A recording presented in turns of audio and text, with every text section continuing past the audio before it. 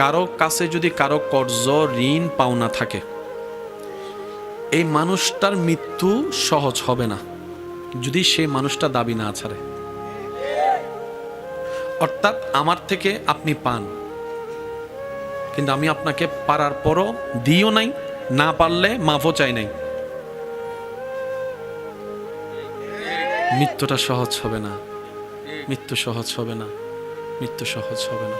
এমনও হতে পারে আল্লাহ মাফ করুক, কণ্ঠনালীতে জানে সে আটকাই থাকবে, এদিকেও যাবে না সেদিকেও যাবে না। 2 টাকা কি কেউ চাইলে আপনার থেকে 2 টাকা আপনি কাউকে দিলে আপনার কি খুব বেশি লস হয়ে যাবে? কিন্তু আপনি জানেন এই এক একটা টাকা হাসরের ময়দানে হয়তো আপনার সারা জীবনের সওয়াব দিয়েও আপনি বুঝ দিতে পারবেন না। সেজন্য আমি সবার কাছে ভালোবাসা নিয়ে, শ্রদ্ধা নিয়ে অনুরোধ করব, নিজেকে একবার প্রশ্ন করে দেখুন যে আপনার থেকে ন্যায় নীতিভাবে কেউ কোনো হক পাচ্ছে কিনা, টাকা পয়সা পাচ্ছে কিনা, জায়গা জমিন পাচ্ছে কিনা। কারণ এই জায়গা জমিনের বিষয়টা কি জানেন, যে যোগায়, যাদের জন্য যোগায়, তারাই তাকে কবরে রেখে আসে। জায়গা তো দূরের কথা, দলিলটাও নিতে দেয় না। একটু বুঝে নিবেন, যে যাদের জন্য যোগায় 5টা ছেলে, এই ছেলেগুলাই তাকে কবরে রেখে আসবে, জায়গার দলিল পর্যন্ত নিতে দিবে না।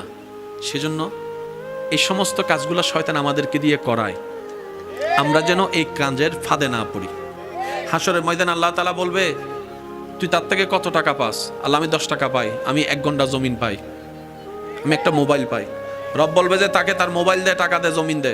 সে বলবে যে আল্লাহ, এখানে তো টাকাও নেই, জমিন না, আমি কিভাবে দিব? রব বলে যে তুই কেমনে তারে খুশি করবি সেটা তোর ব্যাপার।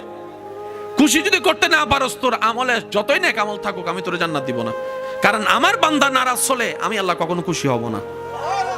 এবার সেই বান্দা আপনাকে বারবার বলবে, ভাই আমাকে মাফ করে দে, হবে না। এবার আপনি বলবেন, ভাই 2টা টাকার বিপরীতে, একটা মোবাইলের বিপরীতে তুই আমাকে 500 ওয়াক্ত নামাজ দে, সে দিতে বাধ্য। বুঝতে পারছি কথা?